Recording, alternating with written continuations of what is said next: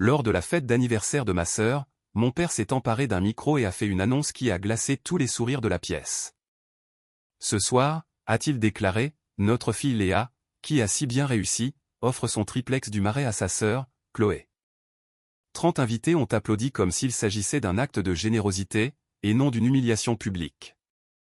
Je suis resté là, le cœur battant à tout rompre, les clés encore froides dans ma main. Le regard de ma mère me mettait au défi d'obéir. Le sourire de mon père me disait que je n'avais pas le choix. Et quand j'ai dit non, le bruit de sa main a claqué plus fort que la musique. Ma boucle d'oreille a frappé le parquet de chêne et a roulé au loin. Cette gifle a tout brisé, y compris le moindre lien qu'il nous restait. La soirée avait commencé comme n'importe quelle autre réception de la famille Leroy, bruyante, sophistiquée et douloureusement répétée. L'appartement brillait sous les lustres en cristal, les sols en marbre reflétant les robes de créateurs et les verres de champagne à moitié vides. Un quatuor à cordes jouait près des fenêtres donnant sur les toits de Paris. De l'extérieur, tout était parfait. À l'intérieur, j'avais l'impression d'être sur une scène où je n'avais jamais les bonnes répliques.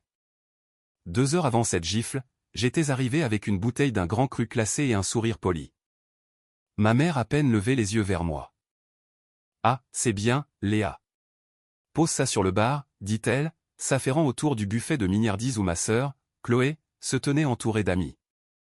Chloé riait fort, de ce rire qui remplit l'espace et exige l'attention. Son fiancé, Mathieu, s'est penché pour lui murmurer quelque chose et elle lui a tapoté le bras en plaisantant, son bracelet en diamant captant la lumière. « Tu as l'air fatigué », a ajouté maman sans se retourner. « Tu travailles trop. »« Je dirige une entreprise, maman », ai-je répondu doucement. « C'est censé être du travail. » Elle a fredonné, distraite. « Tu devrais penser à l'équilibre.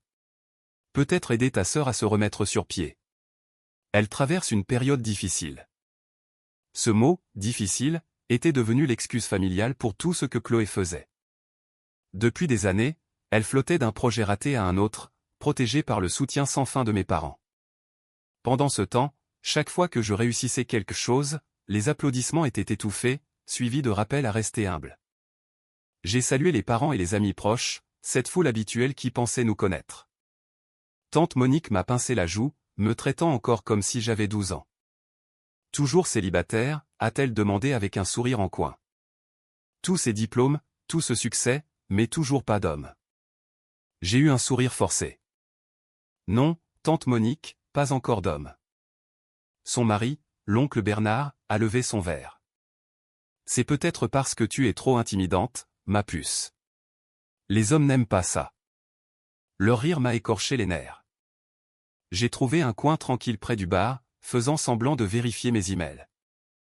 À l'autre bout de la pièce, Chloé se délectait des compliments. C'est un esprit tellement libre, disait quelqu'un, pas enchaîné comme Léa. Oui, ajoutait un autre, l'argent ne fait pas tout. J'ai bu une gorgée de vin en avalant l'amertume qui me brûlait la gorge. Mon père circulait dans la pièce comme un politicien en campagne, serrant des mains, affichant un large sourire. Il avait bâti son succès sur le charme et le contrôle.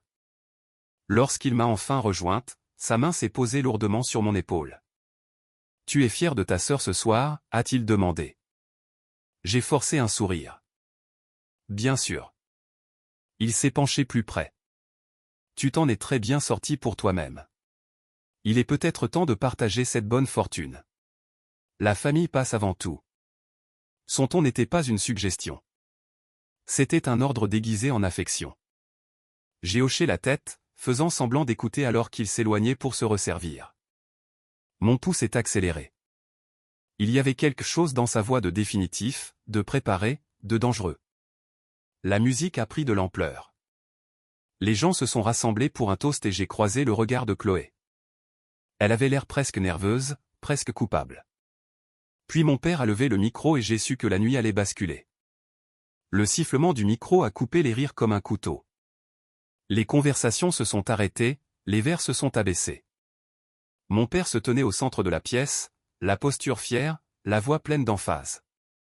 Ce soir, commença-t-il, nous célébrons la générosité familiale et le lien qui nous unit. Je détestais déjà la tournure que cela prenait. J'avais déjà vu cette lueur dans ses yeux, juste avant qu'il n'annonce quelque chose qui profitait à tout le monde sauf à moi. Il s'est tourné vers moi avec un sourire qui n'atteignait pas ses yeux. Et quelle meilleure façon de montrer ce lien qu'un cadeau d'une sœur à une autre? Notre courageuse Léa a décidé de céder son appartement du Marais à sa sœur, Chloé. La salle a éclaté en applaudissements et en exclamations. Certains applaudissaient par choc, d'autres parce que c'est ce qu'on fait quand le patriarche vous le dicte. Des flashs ont crépité. Quelqu'un a crié « C'est incroyable !» Je me suis figé, le verre toujours à la main, le sourire crispé. Pendant une seconde, j'ai cru avoir mal entendu, mais Chloé a couvert sa bouche dans une surprise feinte. « Papa, vraiment ?» a-t-elle dit, la voix tremblante juste assez pour paraître sincère. Ma mère a tamponné le coin de son œil en murmurant « C'est tellement beau !» Mon estomac s'est noué. Je sentais 30 paires d'yeux fixés sur moi, attendant que je acquiesce et que je joue le jeu. Mon père a tendu la main d'un air assuré, la paume ouverte comme une exigence. « Allez, ma grande » a-t-il dit dans le micro. « C'est tout juste. Ta sœur a des difficultés. Tu pourras toujours en acheter un autre. » Quelque chose en moi a craqué. Des années de silence, de sourires devant leur favoritisme, de chèques signés sans jamais un merci, tout a volé en éclats à ce moment-là. J'ai posé mon verre de vin, le pied tremblant légèrement sous mes doigts. « Non » ai-je dit. Ma voix n'était pas forte, mais elle était claire. Ce son a tranché les applaudissements comme du verre qui se brise. Mon père a cligné des yeux, confus au début, comme si le mot ne parvenait pas à son cerveau. « Qu'est-ce que tu as dit ?» J'ai redressé le dos, le poids quittant mes épaules à chaque syllabe. J'ai dit non. Je ne donne pas ma maison. Un murmure a parcouru la foule. La bouche de tante Monique s'est ouverte. L'oncle Bernard a marmonné, ingrate. La voix de ma mère a couvert les autres. Léa, ne fais pas ça. Tu nous affiches. Je me suis tourné vers elle. J'ai soutenu cette famille pendant des années. J'ai payé la moitié de cette réception, le vin, le traiteur, tout. Mais ça, c'est à moi. Les yeux de Chloé se sont remplis de fausses larmes. Léa, s'il te plaît, ce n'est pas comme ça. Mais c'était exactement comme ça. Le sourire de mon père a disparu. Sa mâchoire s'est contractée, le micro toujours à la main. Tu me défies, a-t-il dit. S'approchant de moi, sa voix est devenue basse, mais la pièce était si silencieuse que tout le monde a entendu. Avant que je ne puisse bouger, sa main est partie, rapide et violente. Le bruit a résonné. Ma tête a basculé sur le côté, ma peau brûlante. Ma boucle d'oreille a volé, roulant sur le marbre jusqu'à heurter le pied d'une chaise. La salle a eu un hoquet de stupeur collectif. Personne n'a bougé. Pas une seule personne n'est intervenue. Je me suis redressé lentement, j'ai touché ma joue et je l'ai regardé. Il attendait que je m'effondre, que je pleure, que je m'excuse. Au lieu de cela, j'ai ramassé ma boucle d'oreille et j'ai chuchoté « Joyeux anniversaire, Chloé ». Puis je suis parti. Le couloir à l'extérieur de la salle de réception était plus froid, plus calme, comme si l'air lui-même refusait de transporter le bruit de l'intérieur. Ma joue brûlait encore, ma peau chaude contre la fraîcheur des murs. J'y ai pressé ma main, m'attendant presque à y voir l'empreinte de ses doigts marqués au fer rouge. Derrière les portes closes, la musique avait repris, une tentative désespérée de prétendre que rien ne s'était passé. C'était ma famille, transformer la honte en bruit de fond. J'ai marché plus vite, mes talons frappant le sol avec un rythme régulier. Je ne fuyais pas. J'avais fini de fuir. Dans le reflet d'une console en verre, j'ai aperçu mon visage. Mes yeux étaient calmes, détachés, durs. Ce calme m'effrayait plus que la gifle, car il signifiait que quelque chose en moi s'était figé, comme un lac juste avant la tempête. J'ai sorti mon téléphone de ma pochette. Un seul clic. C'est tout ce qu'il a fallu. Un seul bouton brillant d'un bleu électrique. J'ai fixé l'écran une seconde, puis je l'ai verrouillé. Personne à l'intérieur ne savait ce que ce bouton signifiait, mais moi, je le savais. Ce n'était pas la rage qui me guidait. C'était la précision. Des mois plus tôt, ma meilleure amie, Camille, m'avait prévenu, s'ils franchissent encore cette ligne, ne discute pas, appelle-la, c'est tout. Grand-mère est la seule qu'ils craignent. À l'époque, j'avais ri. Je peux les gérer. Camille m'avait simplement regardé en disant doucement, gérer n'est pas la même chose qu'être libre. Maintenant, ces mots résonnaient alors que je parcourais le couloir. Le chant du quatuor à cordes s'est estompé, remplacé par des voix étouffées. Mes talons claquaient comme un compte à rebours. Je me suis arrêté devant une baie vitrée. Les lumières de Paris scintillaient au-delà de la vitre, toutes ces tours brillant avec indifférence. Quelque part là-bas se trouvait mon appartement, celui qu'ils avaient essayé de me voler sous les applaudissements. Mon reflet me fixait, à moitié dans la lumière, à moitié dans l'ombre. L'ascenseur a sonné. Je suis monté, j'ai appuyé sur le bouton du rez-de-chaussée et j'ai regardé les portes se fermer. Mon pouce est ralenti. Chaque étage franchi était une couche de contrôle qui se remettait en place. Dans le hall, l'air sentait le lys blanc et le parfum coûteux. Je me suis appuyé contre le mur de pierre et j'ai expiré pour la première fois. Un message a vibré sur mon écran. Je suis en route. J'ai tapé un seul mot en retour. Puis j'ai retourné mon téléphone, je l'ai glissé dans ma pochette et je me suis dirigé vers les portes vitrées. Dehors, la nuit d'été était encore douce, mais je ne ressentais rien. Alors que je traversais l'allée, des phares ont balayé l'entrée. Une berline noire s'est arrêtée et une femme en est sortie, grande, sereine, les cheveux argentés sous les lumières. Elle ne m'a pas regardé. Elle n'en avait pas besoin. J'ai incliné la tête une fois. Elle a fait de même. À l'intérieur, les rires s'échappaient encore faiblement des fenêtres. Dans 30 minutes, ces rires s'arrêteraient. Et quand ce serait le cas, tout le monde dans cette pièce comprendrait enfin ce qui arrive quand on essaie d'humilier la mauvaise fille. Le quatuor jouait toujours quand les portes se sont ouvertes, mais chaque note semblait creuse. La femme aux cheveux d'argent est entrée, ses talons claquant comme un glas. Les conversations se sont figées en milieu de phrase. Charles Leroy, dit-elle d'une voix égale.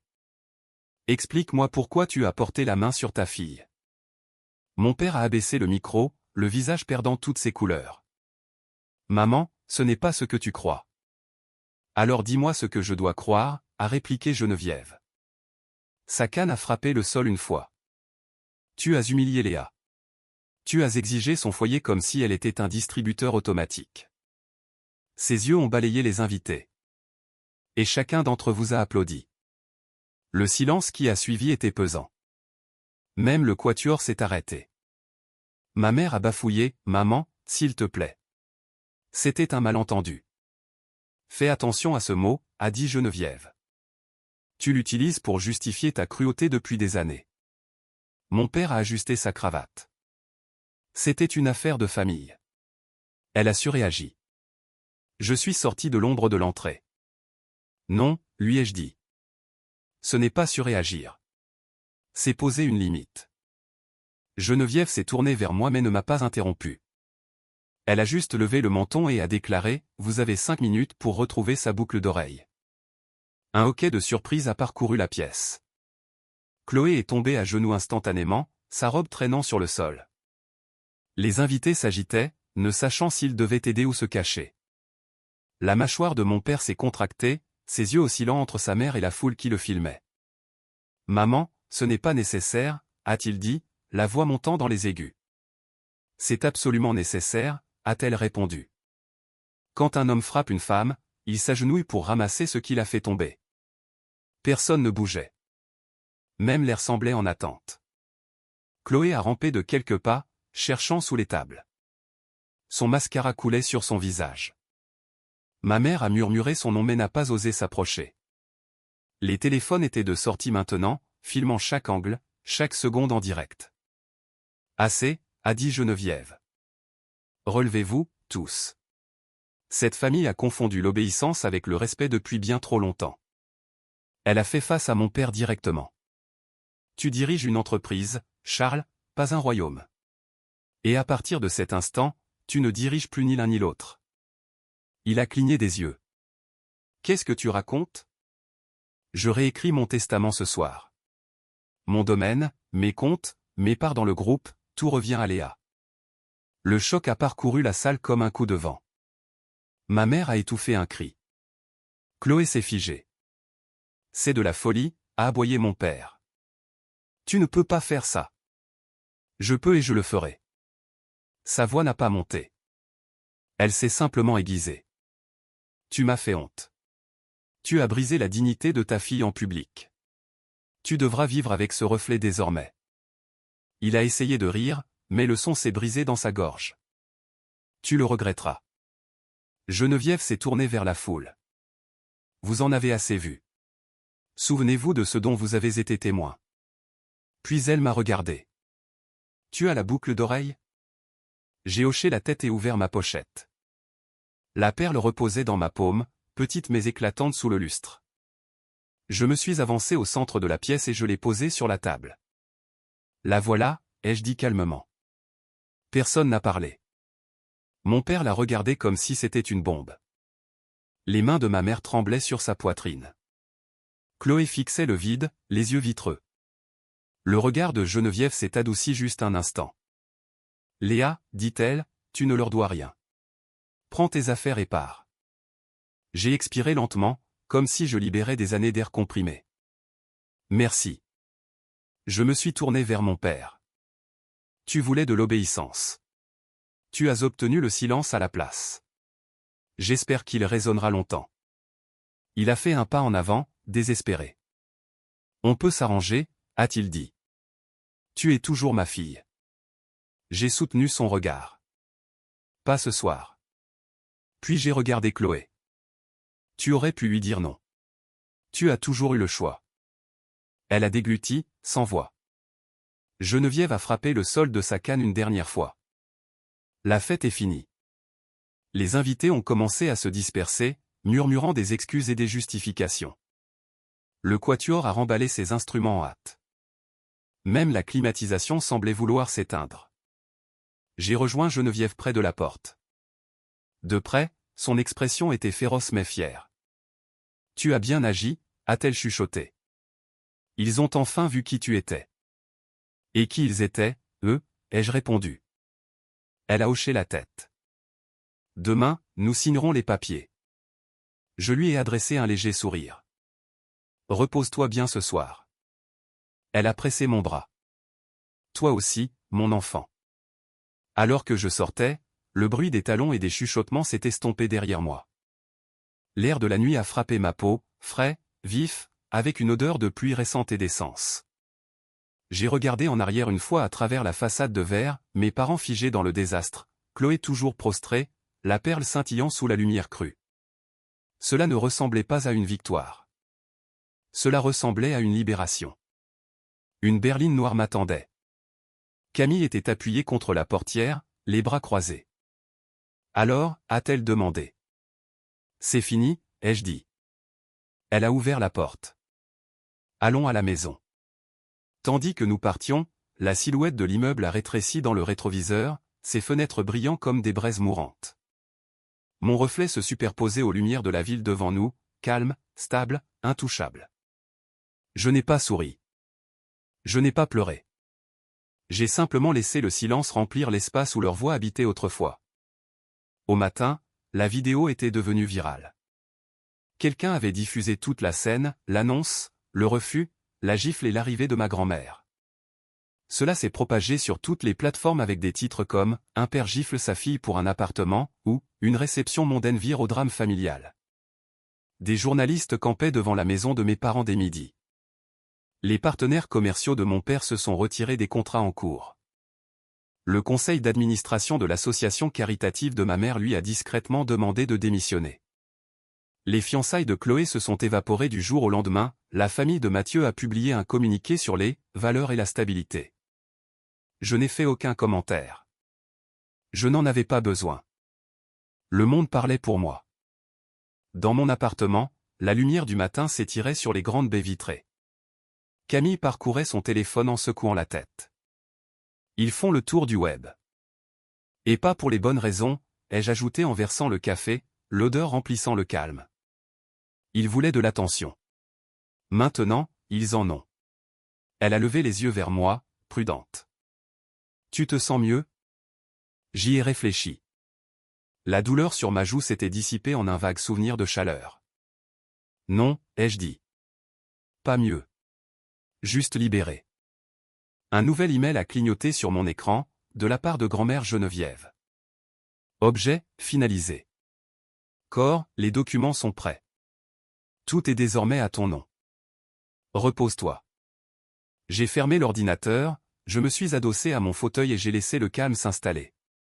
Pour la première fois depuis des années, le silence n'était pas une punition. C'était la paix.